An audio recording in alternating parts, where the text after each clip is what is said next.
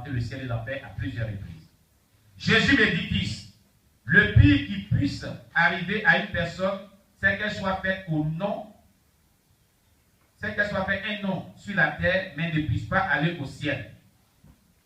Et là, ce qu'il dit, si quelqu'un s'est fait un nom, s'il a toute la gloire, qu'on parle de sa renommée partout dans le monde entier, et qu'il n'ait pas une bonne relation avec Dieu, qu'il parte en enfer, c'est la pire des choses qui lui arrive.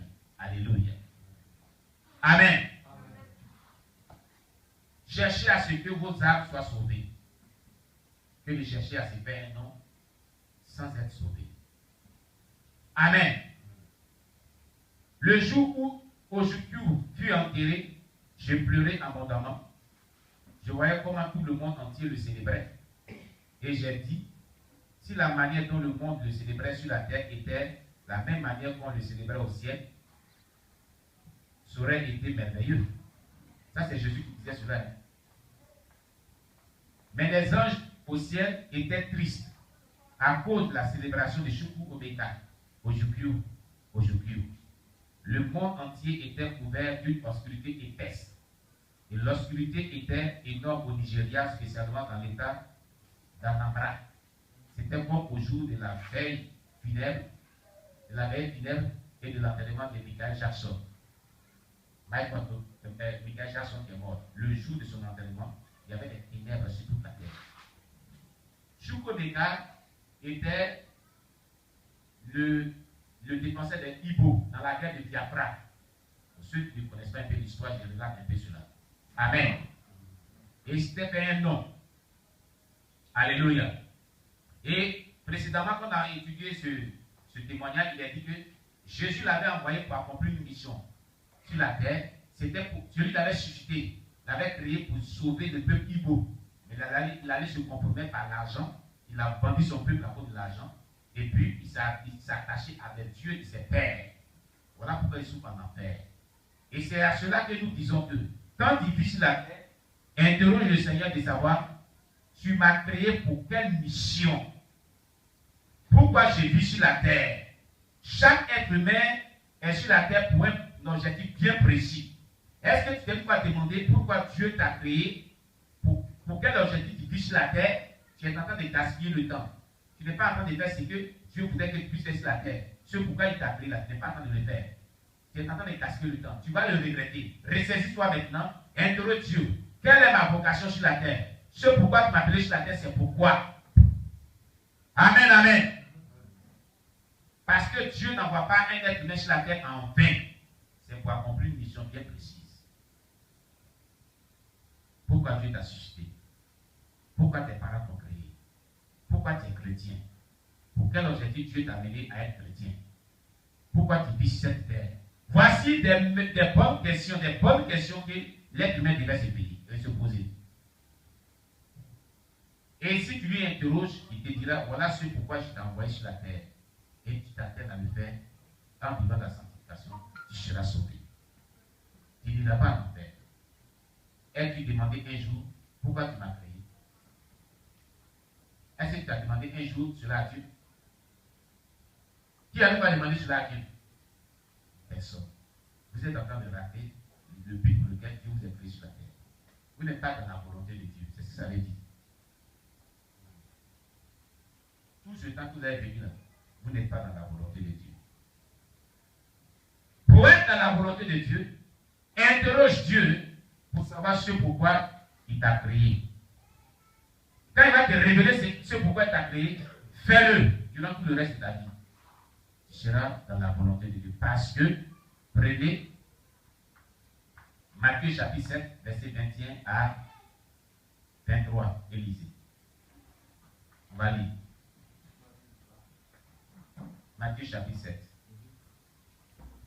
verset 21 à 23. Vous allez comprendre quelque chose. Si tu n'es pas en train de faire ce que Dieu t'a amené à faire sur la terre, tu vas rater le ciel. Selon Matthieu chapitre 7, verset 21 à 23. Il est dit, ceux qui me disent Seigneur, Seigneur, n'entreront pas tous dans le royaume des cieux, mais celui-là qui fait Celui-là seulement qui fait la volonté de mon Père qui est dans les cieux. Ou bien celui-là seul qui fait la volonté de mon Père qui est dans les cieux. Voilà, moi ma version me dit, version révisée nous dit, mais seulement celui qui fait la volonté de mon Père qui est dans les cieux. Plusieurs me diront en ces jours-là, Seigneur, Seigneur, n'avons-nous pas prophétisé en ton nom? N'avons-nous pas chassé les démons par ton nom? Et n'avons-nous pas fait beaucoup de miracles par ton nom? Alors je leur dirai ouvertement, je ne vous ai jamais connu, retirez-vous de moi pour que commettez l'iniquité. Le texte nous dit au verset 21, mais celui-là seulement qui fera la volonté de mon Père qui est dans les cieux. Quelle est la volonté de Dieu pour ta vie sur la terre? C'est celui-là seulement qui fera la volonté de Dieu qui sera sauvé. Pose-toi la question de savoir, quelle est la volonté de Dieu pour toi sur la terre? Est-ce que tu es dans la volonté de Dieu? Tant que Dieu ne t'a pas révélé ce pourquoi il t'a créé et tu n'es pas en train de le faire, tu n'es pas dans la volonté de Dieu. Et ça, c'est dangereux pour le salut de ton âme. Amen, amen. Amen. Interrogez Dieu. Demandez-lui de savoir, tu m'as créé pour accomplir quoi sur la terre? Pourquoi je vis sur cette terre? Car tu as dit dans Matthieu 7, verset 21, seuls ceux-là qui feront ta volonté seront sauvés. C'est pas ça? C'est pas ce qu'on vient de lire. C'est pas ce qu'on vient de lire. Donc, si tu n'as pas encore reçu cette réponse et que tu n'es pas en train de faire ce que Dieu t'a révélé, qui est sa volonté pour toi, tu n'es pas en train d'être dans la volonté de Dieu, tu es menacé par l'enfer. Choukou et Meka n'avaient pas fait la volonté de Dieu, il est allé à l'enfer. C'est ça les questions ici. Amen, amen. Le jour qu'on l'enterrait, il y avait des pères ténèbres dans le spirituel de tout le Nigeria. Quand les gens ont servi le Satan à un haut niveau, et à cause de eux, le sang de plusieurs sont morts, versés, et a ravitaillé la banque de Satan, le jour qu'il meurt, il y a une nuée de peste, d'épais, une nuée noire. Il y a énorme qui envahissent le spirituel du pays où il réside. Où on va les enterrer. Cela a été pour Michael Jackson. Cela a aussi été pour Chukwu Emeka. Alléluia. En ces jours où Michael Jackson et Chukwu Emeka ont été enterrés, beaucoup de personnes ont été initiées au monde des ténèbres. C'est-à-dire que c'était des agents du monde des ténèbres. Est-ce que Jésus disait à la chose au pasteur Kingsley Bani au ciel là-bas? Satan était content en ces jours parce que ces deux personnes, Ojukwu, Chukwu Emeka et Michael, ont donné à Satan plus d'armes que lorsqu'ils étaient vivants. Ils ont livré des armes, ils ont tué des gens, le sang de beaucoup de personnes a versé. Donc Satan était tellement heureux. Jésus-Christ dit, Fils, dis à mon peuple, les Igbos qui auront leur liberté, les Igbos auront leur liberté que s'ils se tournent vers moi. Dans le cas contraire, ils resteront dans l'esclavage. J'ai dit à Abraham que ses descendants seront esclaves dans une terre étrangère pour 400 ans. Mais quand le moment vint, ils n'étaient pas prêts. Cela leur coûta 30 ans de plus pour qu'ils reçoivent leur voix. Pour qu'ils revoient leur voix. Ainsi la liberté leur fut accordée. Ce sera la même chose pour les Igbos. Si je leur donnerai la liberté que s'ils reviennent à moi sincèrement. Et puis pour celui-là qui m'écoute ce matin, Dieu donne la liberté à quelqu'un qui s'engage envers lui de manière sincère et véritable. La délivrance, la guérison et tout ce que nous demandons à Dieu, nous le recevons de Dieu lorsque notre engagement envers lui est sincère et véritable. Lorsque nous nous repentons de tout péché et nous venons à lui d'un cœur sincère et véritable. Alléluia. Gloire à Jésus. Malheureusement, il y a des chrétiens hypocrites qui vivent au bon les sangs, qui ont une double vie. Ils pensent qu'ils trompent Dieu, mais ils se trompent eux-mêmes. Tu penses que tout ce que tu fais dans le secret, là, Dieu ne voit pas. La sorcellerie que tu pratiques, l'impudicité que tu commets, le vol, le mensonge, les calomnies, Dieu te voit. Les mauvaises pensées que tu as là, Dieu te voit. Quand tu te caches et puis tu fais des choses, Dieu te voit.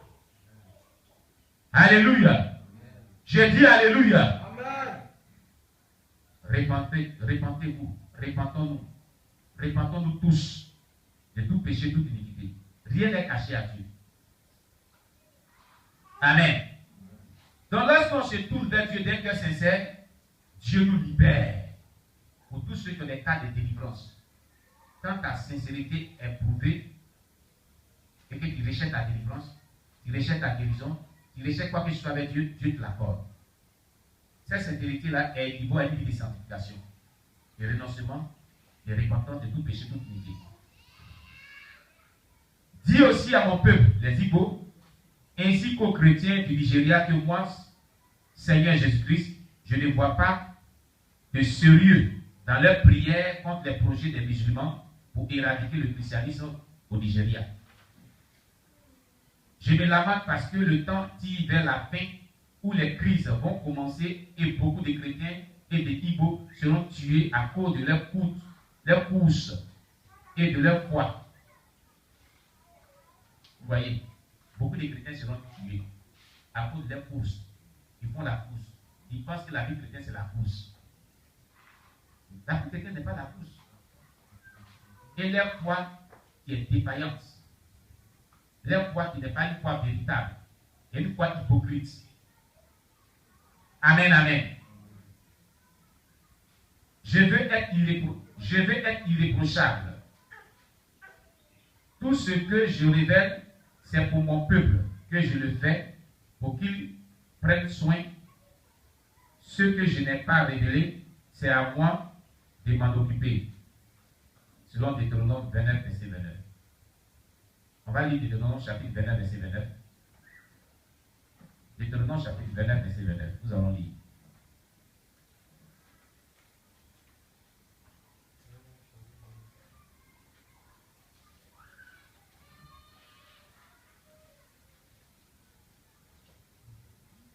Deutéronome chapitre 29, verset 29.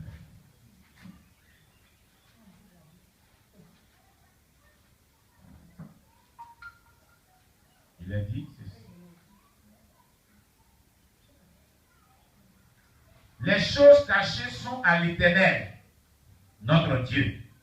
Les choses révélées sont à nous et nos enfants à perpétuité, afin que nous mettions en pratique toutes les paroles de cette loi. Écoutez très bien. Les choses cachées sont à l'Éternel. Les choses révélées sont aux hommes. Voulez-vous que Dieu vous révèle des choses cachées?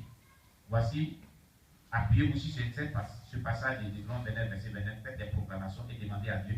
Tu as dit des choses cachées sont à toi, mais les choses révélées sont à nous. Révèle-moi ce qui est caché dans ma vie. Révèle-moi ce qui est caché dans la vie des gens. Parle-moi, donne-moi des révélations sur la vie des gens, sur ma nation, sur ce qui doit arriver dans le futur, sur le corps d'Église en général. Utilise, si tu veux que Dieu te parle, ou un problème qui persiste et donc tu es confus, utilise Deutéronome 29, verset 29, proclame cela et oriente cela comme je te l'ai dit. Alléluia. C'est un passage pour que Dieu se révèle alors. Alléluia. Jésus me montra une autre personne. Il dit, fils, cet homme était un officier de l'armée nigériane. À plusieurs occasions, son supérieur lui dit de tirer sur certaines personnes et il le fit. Il a tiré sur des gens parce qu'il était têtu, mais il ne méritait pas d'être tué. Le sang de ces personnes fut trouvé sur ses mains. Alléluia.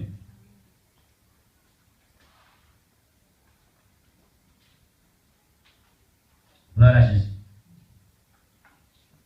Le sang de ces personnes fut trouvé sur ses mains. Parce qu'il a tué. Vous voyez, l'armée là, il y a beaucoup de choses qui sont mauvaises. Hein. Ici, nos parents disent que quand on t'envoie là, il faut savoir t'envoyer. Amen. Mais dans l'armée, quand on t'envoie, tu ne peux pas savoir t'envoyer. On exécute des autres et puis après on voit clair. Quand il y a des dégâts là, on constate les dégâts. Voilà comment l'armée fonctionne. C'est pourquoi plusieurs soldats seront condamnés pour l'enfer.